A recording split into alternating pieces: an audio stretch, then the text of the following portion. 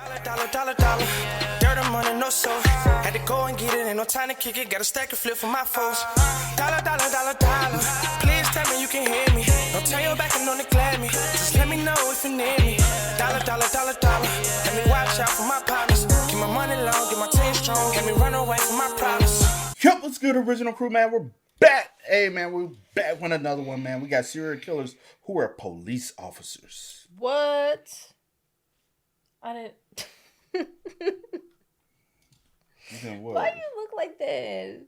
You said you didn't what? Because I didn't get to see the title beforehand.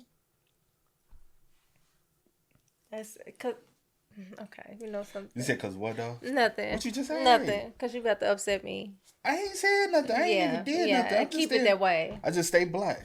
That's all I do in life. Just stay black. Make sure y'all check out the links in the description box. Down below. You already know where to go if you want to first support. All you got to do is check out down below. Also, if you enjoyed today's video. Lock it in with a thumbs up. You know any of these people? I'll put it for everybody else. I think I know Joseph. Yeah, we know Joseph. And I know, what was that, Gerard? Gerard. Jared. I don't even know. I know John. I'm gonna call him by his middle name. You think you know him or you do? I do. I know. I've seen that picture before. And I feel like I know Frank. I mean Antoinette. You just adding it's Antoinette Frank. Antoinette. I know her and I know Joseph. I know John and I know Joseph. I know Joseph and I know Antoinette. Them the only three. Well, how do you know Joseph? I don't know. I know their pictures. I've seen their face before. I don't remember their stories. Do you know the state they're attached to? He look like he may be in Florida. Wrong. Okay. He look like he may be in. You already got it wrong. I'm not going to the next. She look like she may be in Florida. Wrong. Going to the next. He look like he may be in Michigan. I don't know. I don't know though.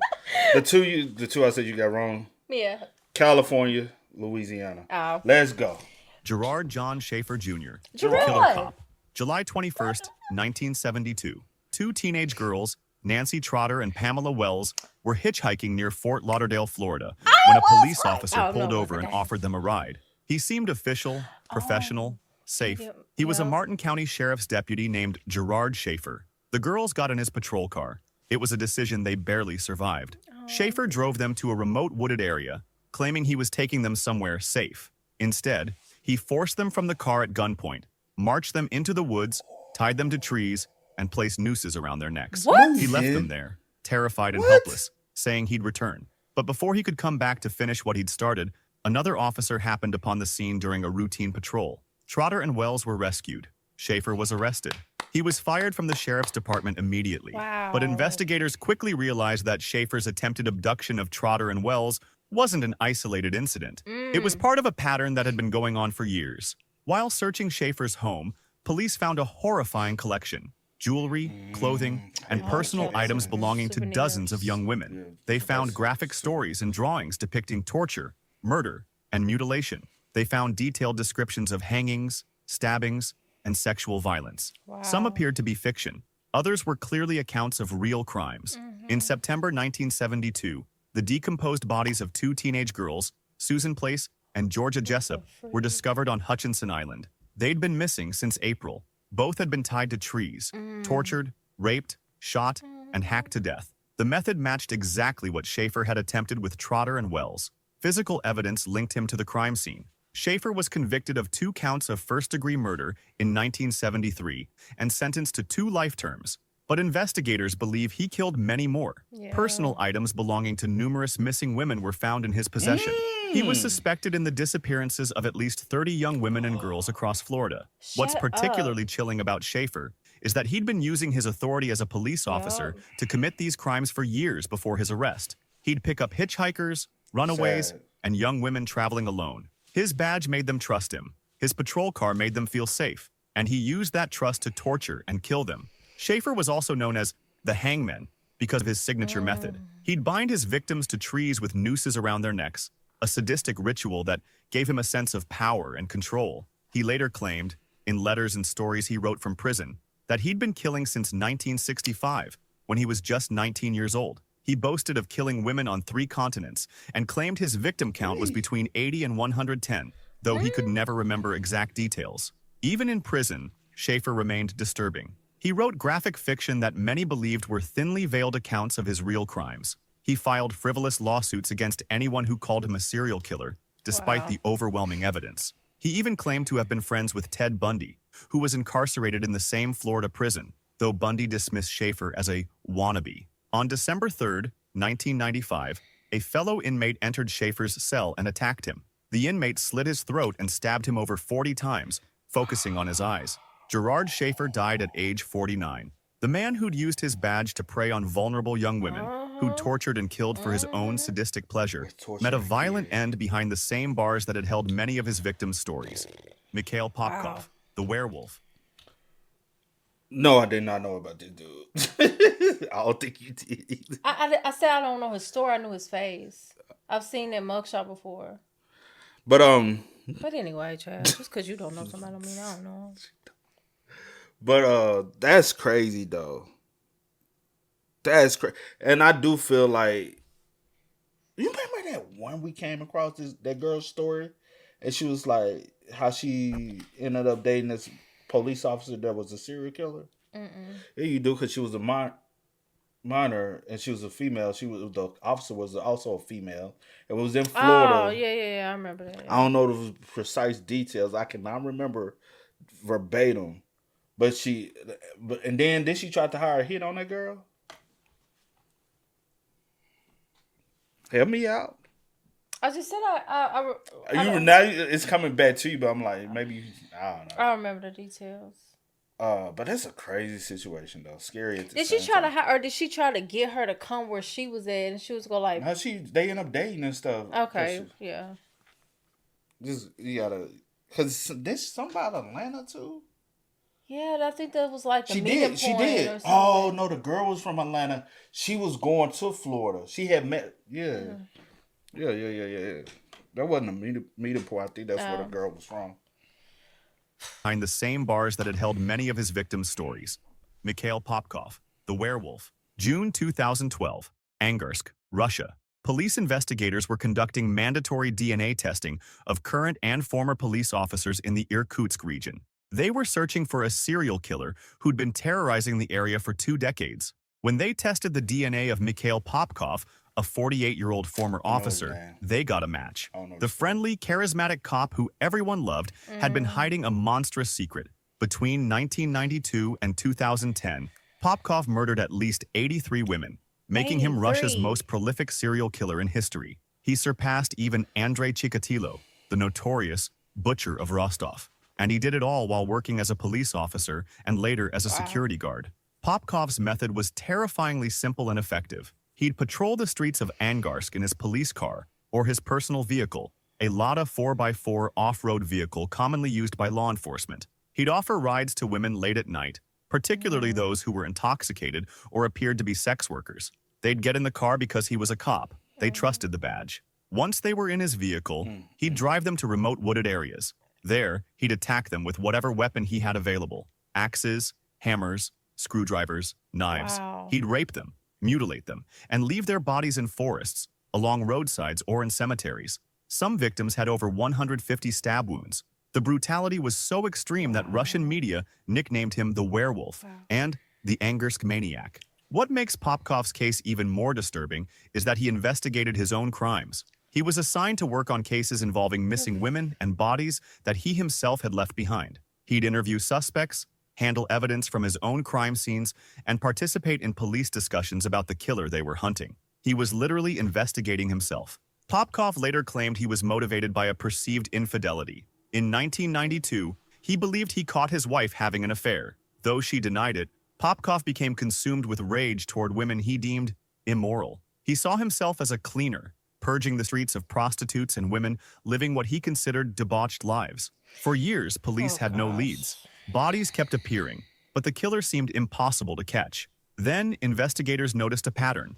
Tire tracks from a Lada 4x4, a vehicle commonly used by police, kept appearing at crime scenes. That's when they decided to DNA test current and former officers. Popkov's DNA matched evidence from multiple murders. When confronted, Popkov confessed, not just to a few murders, but to dozens.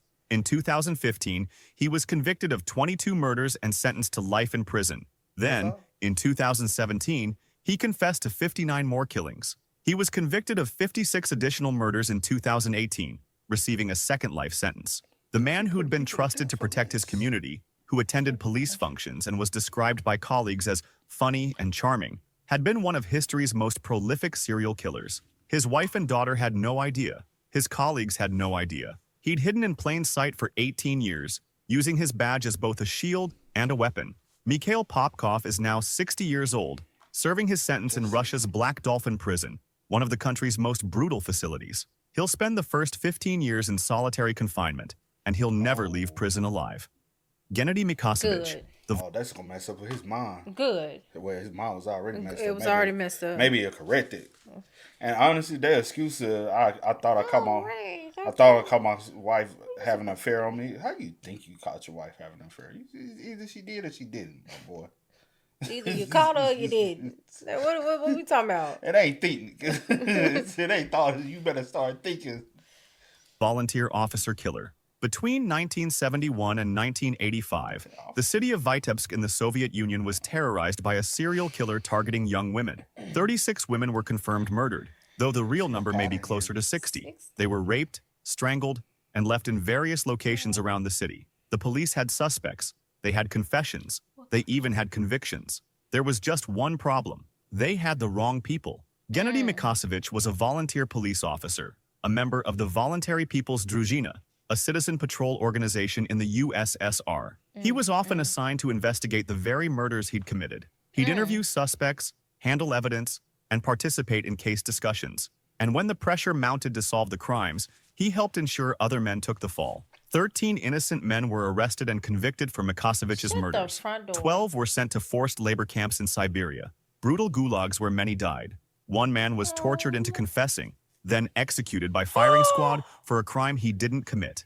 Mikhasevich watched it all happen and said nothing. He kept killing. What makes Mikhasevich's case particularly horrifying is how he manipulated the Soviet justice system. He knew exactly how investigations worked, how confessions were obtained, how cases were built. He used that knowledge to frame others, to deflect suspicion, and to continue his crimes for 14 years. But eventually, investigators began to notice patterns. Despite having different suspects in custody, the murders continued. The methods were too similar, too consistent to be the work of multiple killers. Someone realized that all these crimes had to be connected, committed by a single person.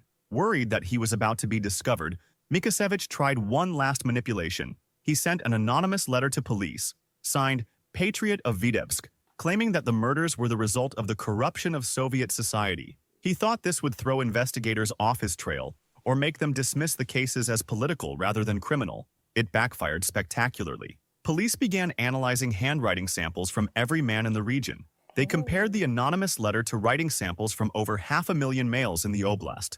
The analysis pointed directly to Gennady Mikhasevich. When confronted with the evidence, Mikhasevich confessed. He admitted to 36 murders and described how he'd used his position as a volunteer officer to commit the crimes and cover his tracks. He showed no remorse for the innocent men he'd sent to labor camps, or the one who'd been executed. Mikhasevich was sentenced to death and sent to prison. Reports indicate he committed suicide while awaiting execution, though some accounts suggest he may have been killed by other inmates or guards who were disgusted by his crimes and his betrayal of the badge. His case became the first serial killer case publicly acknowledged by Soviet state media. For years, the USSR had denied that serial killers even existed within their borders, claiming such crimes were a product of capitalist society. Mikhasevich's arrest and confession shattered that propaganda and revealed the deep corruption within Soviet law enforcement. At least 36 families lost daughters, sisters, and mothers to a man who wore a police uniform. And 13 innocent men had their lives destroyed by that same man, sent to gulags or executed for crimes they never committed. Justice came too late for all of them. Antoinette Frank, the officer who killed for money. Damn. That's crazy, though. As a volunteer officer, you got all these people locked up, one dead, because of your bullshit. Your lies. At some point, we gotta start looking at the fellow officer. Are y'all that blind? You know what I'm saying? Can't be one of us. Justice came too late for all of them. Antoinette Frank, the officer who killed for money. March 4th, 1995, New Orleans, Louisiana. Police responded to a shooting at the Kim Ann restaurant in New Orleans East. When they arrived, they found 3 people dead. Officer Ronald Williams, who'd been working security at the restaurant, and siblings Quang Vu and Ha Vu, members of the family that owned the establishment. It appeared to be a robbery gone wrong. But when investigators started piecing together the evidence, they discovered something shocking. The killer wasn't a stranger. It was Antoinette Frank, a New Orleans Police Department officer who'd been working with Williams that night. And this wasn't her first time robbing the Kim Ann restaurant. Antoinette Frank had joined the NOPD in 1993, despite multiple red flags during her psychological evaluation and background check. She'd failed the psychological screening twice and was noted to have poor impulse control and questionable judgment. But the department was desperate for officers and hired her anyway. It was a decision that would cost 3 people their lives. Frank had befriended the Vu family, who owned the restaurant, and she'd often stop by while on patrol. She seemed friendly, trustworthy. In reality, she was casing the place. In November 1994, Frank and her accomplice, Rogers Lacaze, had already robbed the restaurant once. The Vu family never reported it because they didn't want trouble with the police. But Frank wasn't satisfied. She decided to rob them again, this time with Lacaze. On the night of March 4th, Frank was supposed to be on duty patrolling with Officer Ronald Williams. Instead, she arranged to meet Lacaze at the restaurant for another robbery. When Frank and Lacaze entered the Kim Ann restaurant, they didn't know that Williams was inside working a security detail. When Williams saw Frank with Lacaze and realized what was happening, Frank made a choice. She shot her fellow officer in the head, killing him instantly. Then she and Lacaze murdered Quang Vu and Ha Vu to eliminate witnesses. What Frank didn't know was that someone had survived. Chow Vu, a sibling, had hidden in a walk-in cooler during the shooting. After Frank and Lacaze fled, Chow emerged and called 911. When police arrived at the scene, Frank had the audacity to return in her patrol car, pretending to respond to the call like any other officer. She walked into the crime scene and asked what happened, trying to appear shocked and concerned. But Chow Vu identified her immediately. Frank was arrested on the spot. The evidence against her was overwhelming. Ballistics matched her service weapon to the murders. Lacaze confessed and implicated her. Witnesses placed her at the scene. In September 1995, Antoinette Frank was convicted of 3 counts of first-degree murder and armed robbery. She was sentenced to death. For over 25 years, Frank has been on death row at the Louisiana Correctional Institute for Women, one of only 2 women on Louisiana's death row. She's exhausted most of her appeals. She maintains her innocence, claiming she was framed, but the evidence against her remains irrefutable. Antoinette Frank represents one of the most brazen examples of a police officer using their badge not just to kill, but to rob and murder for financial gain. She betrayed her fellow officer, killed innocent people, and then tried to investigate her own crime scene. She was 23 years old when she committed these murders, making her one of the youngest cops-turned-killers in American history. She's now 52, still waiting for an execution date that may or may not ever come. Norbert Poehlke, the Hammer Killer. Yeah, I already know about her. I know.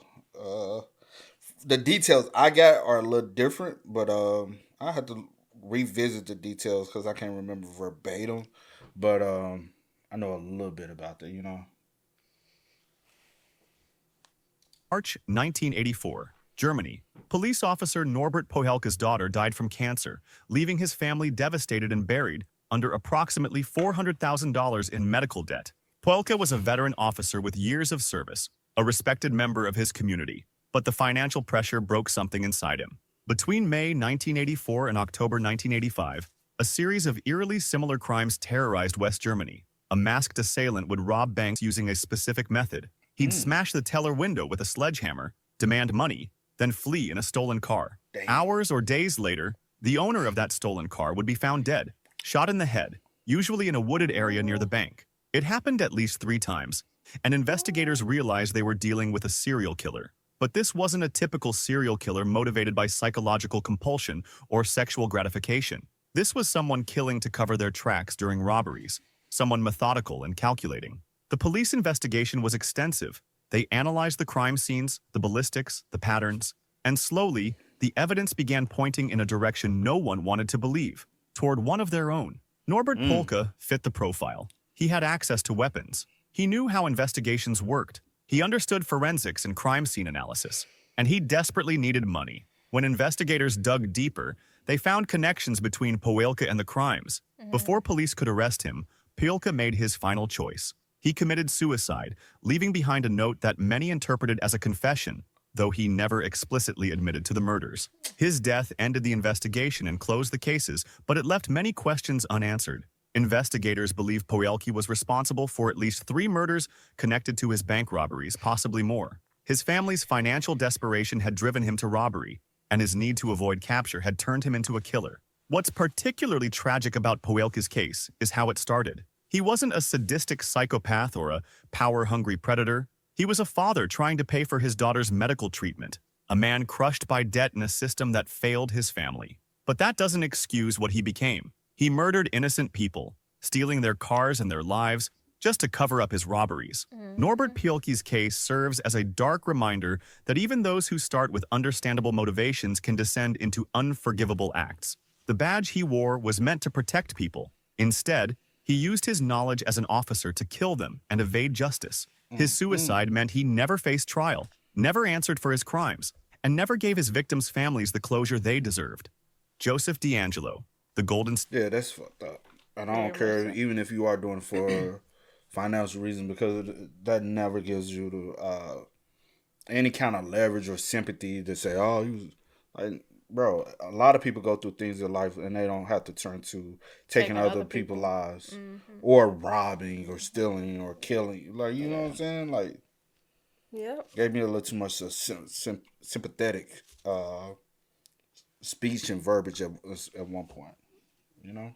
State killer, April 24th, 2018, Yeah. a quiet suburban neighborhood in Sacramento, California. Police surrounded a modest home and arrested a 72-year-old former mechanic named Joseph DeAngelo. His neighbors described him as a grumpy old man who yelled at people to stay off his lawn. They had absolutely no idea they'd been living next to one of California's most prolific serial killers for decades. Yep. Between 1974 and 1986, DeAngelo terrorized California under multiple names: the Visalia Ransacker, the East Area Rapist, the Original Night Stalker, and eventually the Golden State Killer. He committed at least 13 murders, over 50 rapes, and more than 120 burglaries across the state. He'd break into homes in the middle of the night, wake couples at gunpoint, bind them with elaborate knots, and assault them for hours. He'd eat food from their refrigerators, steal random items, and sometimes call victims months later just to taunt them. What makes this case particularly disturbing is what DeAngelo was doing during many of these attacks.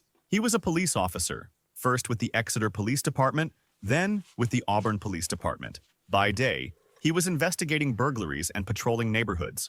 By night, he was committing the exact crimes he was supposed to be solving. DeAngelo used his police training to perfection. He knew how to avoid detection, how to cover his tracks, how investigations worked. He'd study his victims for weeks, learning their schedules, their habits, their vulnerabilities. He was meticulous, calculated, and seemingly untouchable. His law enforcement career ended in 1979 when he was fired from the Auburn Police Department for shoplifting a hammer and dog repellent from a store. Ironically, these were tools he likely planned to use in his crimes. But even after losing his badge, DeAngelo didn't stop. He continued killing until 1986, then vanished into suburban anonymity for 32 years.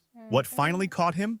DNA and genetic genealogy. In 2018, investigators uploaded crime scene DNA to a public genealogy database, found distant relatives, built a family tree, and it led them straight to DeAngelo. When police surveilled him and collected his DNA from a discarded item, it was a perfect match. The man who'd used his badge as a weapon, who'd terrorized an entire state while wearing a uniform, had finally been caught by the very technology he never could have imagined. Joseph DeAngelo pleaded guilty in 2020 to 13 counts of murder and multiple kidnappings. He's serving multiple life sentences without the possibility of parole. He's 80 years old now, and the families of his victims finally have justice, though it came 4 decades too late. If you'd like to see more stories like this, make sure to subscribe. That's crazy, bro. Very much so. Y'all spam us up, man. Y'all let us know what y'all thought. What are y'all thoughts about that in the comments down below. But until next time, y'all know how it go, man. I do go by the name DJ New Kid. That's it. Sierra Nicole. We are. Kid and C. We are. Go and get it, ain't no time to kick it. Got a stack and flip for my folks. Dollar, dollar, dollar, dollar.